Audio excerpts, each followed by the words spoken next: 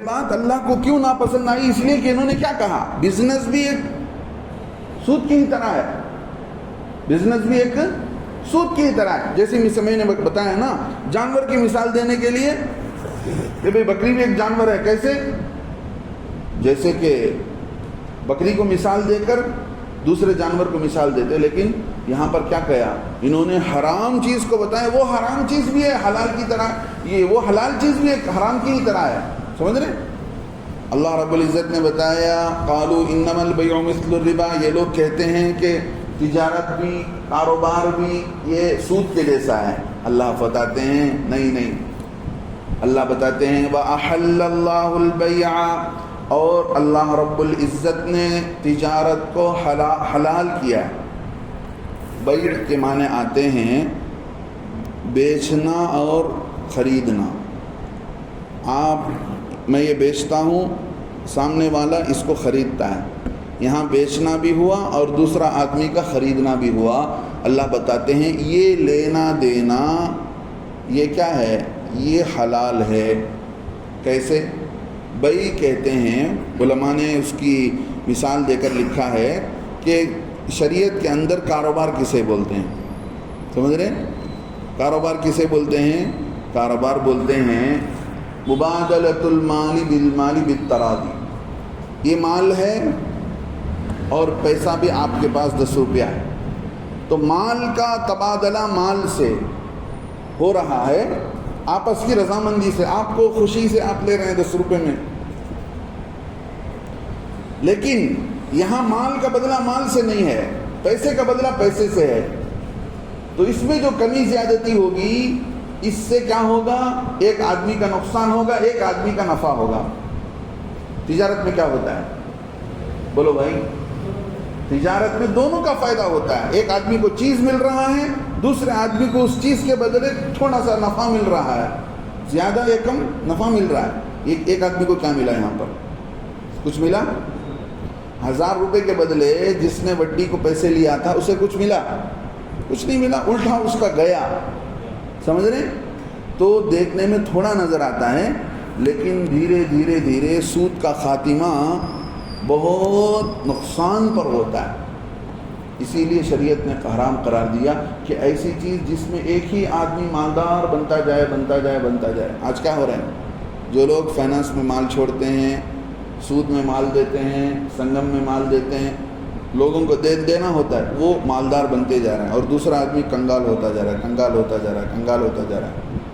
ہاں 25,000 روپے قرض لے رہے ہیں، لیکن اس 25,000 کو پھیرنے کے لیے بنتے وڈی بنتے وہ 25,000 جا کر 1.25 لاکھ ہو جاتا ہے۔ ہاں اللہ رب العزت نے بتایا کہ دیکھو ایسا نہیں ہو سکتا۔ وَأَحَلَّ اللَّهُ الْبَيْعَ، اللہ نے بزنس کو، تجارت کو حلال قرار دیا ہے۔ وَحَرَّمَ الرِّبَا، اور سود کو اللہ نے حرام قرار دیا، سود کو اللہ نے حرام قرار دیا۔ دیکھیے دنیا کے اندر الگ الگ ضرورتیں ہو سکتی ہیں، الگ الگ چاہت ہو سکتی ہے۔ ایک آدمی کو ضرورت ہوگی پیسے کی، ایک آدمی کو ضرورت ہوگی کپڑے کی، وہ کپڑا دے کر پیسہ لے گا۔ اب اس کو ضرورت ہے کہ بھئی اس کا کپڑا بک جائے، اور ان کو ضرورت ہے کسی بھی ذریعے سے مجھے وہ کپڑا مل جائے، ٹھیک ہے؟ اب ان کو کپڑا بیچنے کی ضرورت نہیں ہے، ان کے پاس جو کپڑا ہے وہ کپڑا یہ ڈبل قیمت میں بیچتے ہیں، اور ان کو اس کپڑے کی اتنی ضرورت ہے کہ وہ ڈبل دے کر لینا چاہتے ہیں۔ تو ان کی چاہت پوری ہوئی کہ نہیں ہوئی؟ کپڑا مل کر وہ جو کوالٹی کا کپڑا یہ لینا چاہتے ہیں، ان کی ضرورت پوری ہوئی اور ان کو نفع ملا۔ سمجھ رہے؟ تو ان کی ضرورت بھی پوری ہوئی، ان کی خواہش بھی پوری ہوئی، اور انہوں نے جو پیسہ ڈالا وہ پیسہ بھی مل گیا، نفع بھی زیادہ ملا۔ دونوں کا فائدہ ہوا کہ نہیں ہوا؟ تو اللہ رب العزت نے بتا دیا کہ اس شکل میں تو دونوں برابر ہو سکتے ہیں، لیکن یہاں برابری ہی نہیں ہو سکتی ہے۔ کیوں نہیں برابری ہو سکتی ہے؟ ایک کا نفع ہو رہا ہے، دوسرے کا نقصان ہو رہا ہے، اس لیے یہ دونوں برابر نہیں ہو سکتے ہیں۔ اس لیے اللہ رب العزت نے ہمیشہ کے لیے حرام کو، سود کو حرام قرار دے دیا۔ اللہ کے نبی صلی اللہ علیہ وسلم جب مکے کو آئے، جب مکہ فتح ہوا اللہ کے نبی علیہ الصلوۃ والسلام کے زمانے میں کیا ہوا؟ مکہ فتح ہوا، مکے کے اندر کفار کا قبضہ ختم ہوا، اللہ کے نبی صلی اللہ علیہ وسلم جو ہے داخل ہوئے، تو داخل ہوتے ہی اللہ کے نبی صلی اللہ علیہ وسلم نے اعلان فرمایا کہ دیکھو حضرت حجۃ الوداع آخری خطبہ جو اللہ کے نبی علیہ السلام نے حج کے دوران عرفے میں اعلان فرمایا، جہاں دوسری چیزوں کے بارے میں بتایا وہیں یہ بات بتایا کہ دیکھو اللہ نے سود کو حرام قرار دے دیا ہے، لہذا میں آج سے سود کو حرام ہونے کا اعلان کرتا ہوں، اور جتنے لوگوں نے میرے چچا حضرت عباس سے سود میں پیسے لیے تھے وہ سارا سود معاف کرتا ہوں۔ سمجھ رہے ہیں؟ وہ سارا سود معاف کرتا ہوں۔ یہ اعلان کس نے کیا؟ بولو بھائی۔ اللہ کے نبی حضرت محمد رسول اللہ صلی اللہ علیہ وسلم نے یہ اعلان کیا کہ میرے چچا حضرت عباس رضی اللہ عنہ کا پورا سود میں معاف کرتا ہوں۔ اب اس اعلان کے بعد جن جن لوگوں کے ذمے اصل چیز لوٹانا تھا انہوں نے اصل چیز لوٹا دیا، اور وڈی جو تھی اس کو روک لیا، اس لیے کہ اسلام میں یہ دینا جائز نہیں ہے۔ ان کو یہ بات معلوم ہو گئی تو انہوں نے دینا بند کر دیا۔ تو اللہ رب العزت نے ہمیشہ کے لیے قانون بنا دیا کہ بھئی دیکھو آج کے بعد یہ چیز نہیں ہو سکتی۔ اب جو مسلمان تھے کافروں سے انہوں نے معاملہ کر رکھا تھا، سمجھ رہے ہیں؟ اب ان کا کیا معاملہ ہو جائے؟ اب مکے میں کے جو قاضی تھے، وہاں امیر تھے، ان کے پاس وہ مقدمہ لایا گیا اور بتایا گیا کہ دیکھو کیا کیا جائے۔ مسلمان تو اپنا سود معاف کرنے کے لیے تیار ہے، لیکن غیر اس کا سود کون دے گا؟ مسلمانوں نے لا کر مکے کے امیر کے حوالے کر دیا، اور مکے کے امیر جو تھے انہوں نے اللہ کے نبی صلی اللہ علیہ وسلم سے آ کر بتایا۔ اللہ کے نبی علیہ السلام نے بتا دیا کہ بھئی اللہ کی طرف سے صاف حکم اتر چکا ہے، اب سود ہمیں نہ لے سکتے ہیں نہ دے سکتے ہیں۔ لہذا اس دن امیر نے، مکے کے امیر نے اعلان کر دیا کہ جن لوگوں کے ذمے سود دینا ہے وہ بھی نہیں دے سکتے، جن کے ذمے سود لینا ہے وہ بھی لے نہیں سکتے۔ اس دن سے وہ سارا معاملہ ختم ہو گیا۔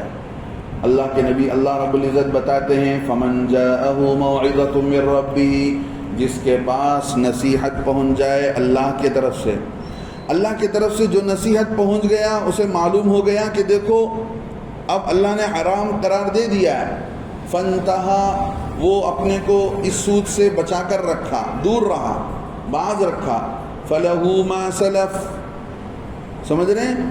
تو ایسی صورت میں تو اس کے واسطے ہے جو پہلے ہو چکا، جو کچھ پہلے گزر چکا ہے وہ اللہ رب العزت اس کے اللہ کے حوالے ہو گیا، وَأَمْرُهُ إِلَى اللَّهِ، اور معاملہ اللہ کے حوالے ہو چکا ہے۔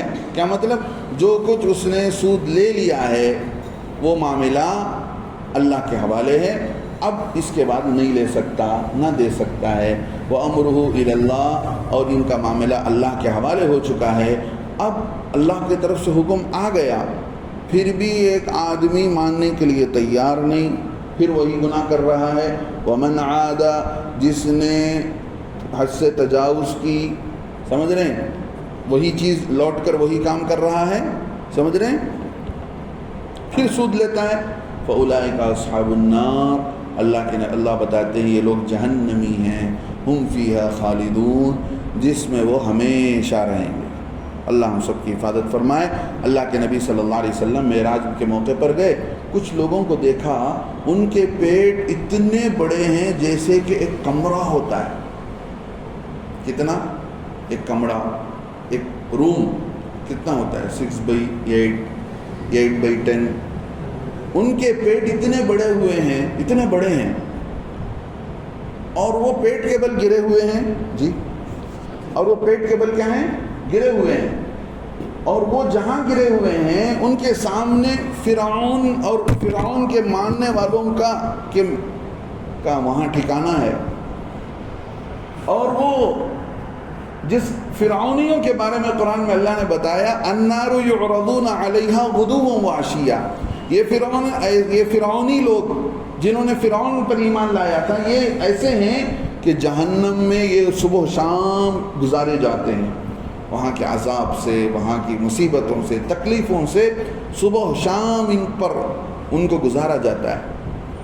اب اللہ کے نبی نے دیکھا کہ یہ پیٹ کے بل بڑے بڑے پیٹ والے جو گرے ہوئے ہیں، اب یہ اٹھنا چاہتے ہیں، کوئی نہ کوئی فرعونی آ کر ان کو دبوچ دیتا ہے، کھندل دیتا ہے، اور فرعونیوں کا گزر ان پر ہو رہا ہے۔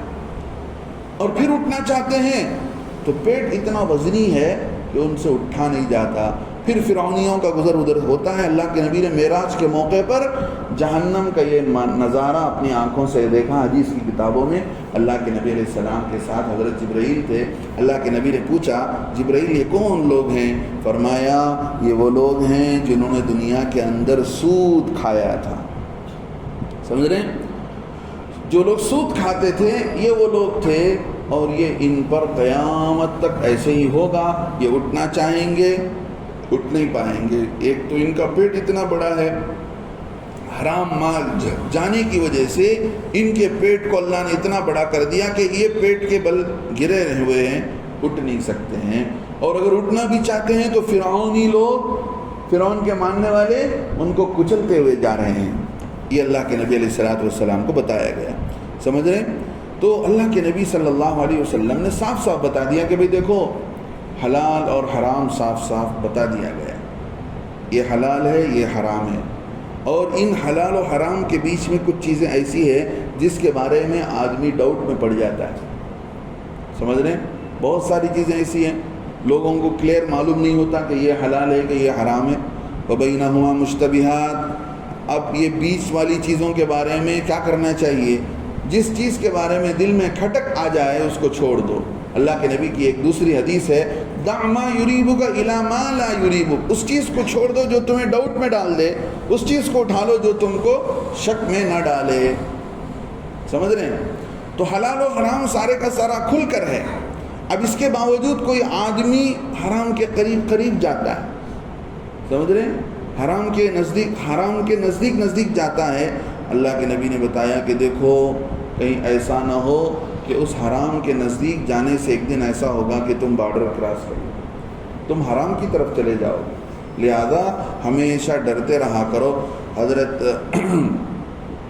اللہ کے نبی صلی اللہ علیہ وسلم نے بتا دیا، دع ما حاک فی صدرک، جو چیز تجھے دل کے اندر کھٹک پیدا کرے، ڈاؤٹ پیدا کرے، اس چیز کو چھوڑ دو۔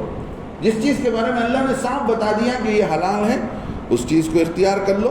سمجھ رہے ہیں؟ اب اللہ کے نبی صلی اللہ علیہ وسلم کی یہ باتیں قیامت تک کے لیے انسانوں کو بتا دی گئی ہیں کہ دیکھو اس چیز پر تمہیں عمل کرنا ہے، اور یہ چیز تمہیں نقصان دینے والی ہے، اور یہ چیز تمہارے کام آنے والی ہے۔ یہ ساری چیزیں اب جو ہے اللہ رب العزت نے جو سود کو حرام قرار دیا ہے، اس سود کو حرام قرار دینے میں کئی ساری مصلحتیں، اس میں سے ایک مصلحت میں نے آپ کو بتا دیا، یہودیوں پر اللہ نے چربی کو حرام قرار دیا۔ انہوں نے کیا کیا؟ ٹھیک ہے چربی کھانا حرام ہے نا، ہم کیا کرتے ہیں؟ چربی کو پگھلا کر تیل بناتے ہیں اور اس کو بیچ دیتے ہیں۔ جس چیز کو حرام کا مطلب یہ ہے کہ اس چیز کا بیچنا بھی حرام، اس چیز کا لینا بھی حرام۔ سمجھ رہے ہیں؟ اب کتا حرام ہے، کیا مطلب اس کا؟ کتے کا لینا بیچنا جائز ہے؟ نہیں جائز ہے۔ سمجھ رہے ہیں؟ ہر وہ چیز جسے اللہ نے حرام قرار دیا ہے اس کا خرید و فروخت کرنا بھی حرام ہے۔ یہودیوں نے کیا کیا؟ پالیسی بدل دی، اچھا چربی نہیں حرام کرنا، اب اتنی چربی ویسٹ جائے گی، اللہ کا امتحان لینا تھا۔ گوشت تمہارے لیے حلال ہے، گوشت کے ساتھ مزیدار چیز چربی ہے، نہیں کھا سکتے، اللہ امتحان لے رہا ہے یہودیوں کو۔ انہوں نے کیا کیا؟ اچھا چلو کم سے کم یہ ویسٹ کرنے سے بہتر اس سے پیسے بنا لیں گے۔ انہوں نے اس کو چربی کو پگھلایا۔ قرآن کے اندر اللہ بتاتے ہیں ما حملت ظہورہما، تو انہوں نے چربی پگھلا کر اس کو بیچنا شروع کیا۔ اللہ رب العزت نے ان پر لعنتیں اتاری اور بتایا کہ دیکھو ایسا کرنا تم پر لعنت ہے۔ اور لعنت کس کس پر ہے؟ سود دینے والے پر، سود لینے والے پر، سود کے معاملے میں بیچ میں ساٹھی گواہ کھڑنے والے پر، اور گواہی دینے والے پر، اور لکھنے والے پر۔ اور معلوم ہو گیا کہ یہ لکھنے والا، یہ پیپر خریدنے والا اور یہ پین خریدنے والا جا کر سودی اگریمنٹ کرے گا تو اس کے ہاتھ میں وہ پیپر اور وہ پین بیچنا بھی حرام ہوگا. سمجھ رہے ہیں؟ حضرت امام مالک رحمۃ اللہ علیہ تھے، ان کے پاس ایک درزی آیا، ان سے آ کر پوچھنے لگا حضرت میرے پاس میں ظالم بادشاہوں کے کپڑے سیتا ہوں. کیا کہا کر؟ میں ظالم بادشاہوں کے کپڑے سیتا ہوں، کیا میں بھی ظالم ہوں؟ نہیں، کیا میں بھی ظالموں کا ساتھ دینے والا ہوں؟ اس لیے کہ ظالموں کا ساتھ دینے سے بھی اللہ نے منع کیا کہ تم ظالم بھی مت بنو اور جو لوگ ظلم کرتے ہیں ان کا بھی ساتھ مت دو. تو اب یہ بتاؤ کہ میں ظالموں کا ساتھ دینے والا ہوں؟ تو امام مالک رحمۃ اللہ نے کہا کہ نہیں، تو خود ظالم ہے. ظالموں کا ساتھ دینے والے وہ ہیں جو تیرے پاس لا کر دھاگا بیچتے ہیں. ظالم بادشاہوں کے کپڑے خریدنے کے لیے تیرے پاس لا کر جو دھاگا بیچتے ہیں وہ لوگ ظالم کا ساتھ دینے والے ہیں. تو خود ظالم ہے. تجھے پتا ہے کہ یہ کپڑے پہن کر دنیا میں ظلم زیادتی کریں گے، تو خود ان کو کپڑا دے کر سلا کر دے رہے ہیں، تو خود ظالم ہے. تو اسی طرح سمجھ رہے ہیں، گواہی دینے والا بھی، لکھنے والا بھی، سب اللہ کی لعنت ان پر اترتی ہے. اب بتائیے اس کاروبار میں برکت ہوگی، اس پیسے میں برکت ہوگی جس میں اللہ کے طرف سے لعنت اترے، اللہ کے طرف سے بددعا اترے، تو کیا ہوگا معاملہ؟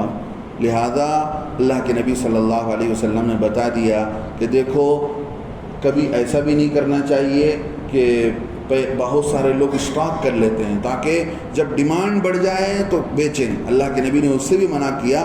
جو آدمی اسٹاک کر لیتا ہے تاکہ بیچے، اللہ تعالیٰ اسے مفلس بنائے، یعنی کنگال کر دے. اللہ کے نبی علیہ الصلوۃ والسلام نے یہ بھی بتایا. تو صاف حکم بتا دیا گیا کہ 1 درہم سود کھانا بھی جائز نہیں ہے. 1 درہم سود کھانا کتنا برا ہے. اللہ کے نبی صلی اللہ علیہ وسلم فرماتے ہیں، حضرت حنزلہ، عبداللہ ابن حنزلہ، جن کو اللہ کے فرشتوں نے ان کو غسل دیا تھا، وہ فرماتے اللہ کے نبی علیہ السلام نے فرمایا ایک آدمی جان کر یا نہ جانتے ہوئے 1 درہم سود کا کھا لیتا ہے تو 36 مرتبہ زنا کرنے سے بھی برا ہے. سمجھ رہے ہیں؟ اندازہ کر کے دیکھیں، 36 مرتبہ منہ کالا کرنے پر جو گناہ ملے گا اس سے بھی برا گناہ 1 روپیہ سود کھانے کا ہے.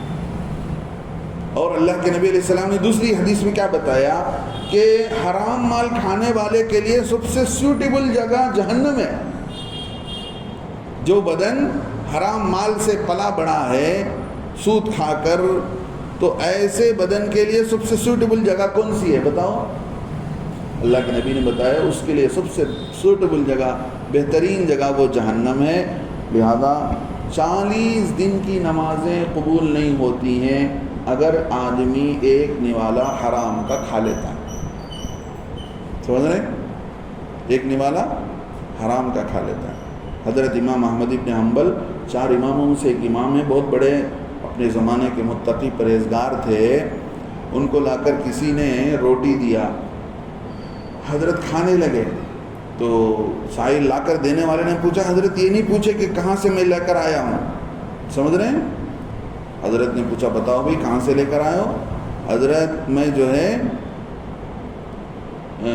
یہ غلط طریقے سے میں نے کمایا ہے، اور جو ہے منتر پڑھ کر یا اس طرح کچھ بتانے لگا کہ میں کچھ غلط طریقے سے کما کر آیا ہوں، جس وجہ سے وہاں سے مال ملا تھا، آپ کو میں لا کر دیتا ہوں.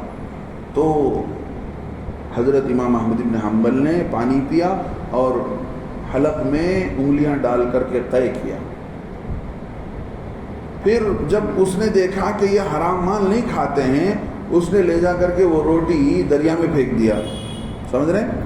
اب اس امام مالک رحمۃ اللہ علیہ کو معلوم ہوا کہ یہ روٹی دریا میں پھینک دی گئی ہے، تو زندگی بھر اس دریا کی مچھلی نہیں کھائے. ہم اور آپ رہتے تو کیا سوچتے تھے؟ کیا حضرت دریا میں کتنے ہزاروں مچھلیاں رہیں گے، کون سی مچھی کی کھالی رہیں گی؟ کوئی سچ کر کو کھالی رہی تو بھی 1 سال تک زندہ رہتی، کیا وہ اسے کوئی بھی پکڑ لے کر چلے گا رہے گا؟ تقویٰ چھوٹی چھوٹی چیزوں سے بچنے والا ہی حرام سے بچتا ہے. سمجھ رہے؟ لوگ فتویٰ پوچھتے ہیں کبھی بھی فون کر کے، تقویٰ نہیں پوچھتے۔ فتویٰ شریعت کا آخری بارڈر، یہ کرے تو جائز، یہ کرے تو نہیں جائز، فتویٰ پوچھتے ہیں لوگ۔ تقویٰ کیا ہے، سب سے بہتر کیا ہے، ہاں یہ نہیں پوچھتے۔ تو ہر موقع پر یہ دیکھنا چاہیے کہ اللہ اور اس کے رسول کو کیا پسند ہے، کیا کام کرنے کا اللہ رسول نے حکم دیا۔ آخری موقع پر جا کر آپ کیوں ہر موقع پر پوچھتے ہیں حضرت یہ جائز کہ ناجائز؟ بھئی جو جائز ہے وہ کر لو۔ آپ ایسی اسکیم میں کیوں جاتے ہو کہ جہاں پر آپ کو ڈاؤٹ پڑ جائے، شک ہو جائے؟ تو اس طرح اللہ کے نبی صلی اللہ علیہ وسلم نے بتا دیا کہ دیکھو پوری انسانیت کا فائدہ اسی میں ہے کہ سود کو ہمیشہ کے لیے حرام قرار دیا جائے۔ اچھا، اور اللہ کے نبی علیہ الصلوۃ والسلام نے ایک بات یہاں پر یہ بھی ہے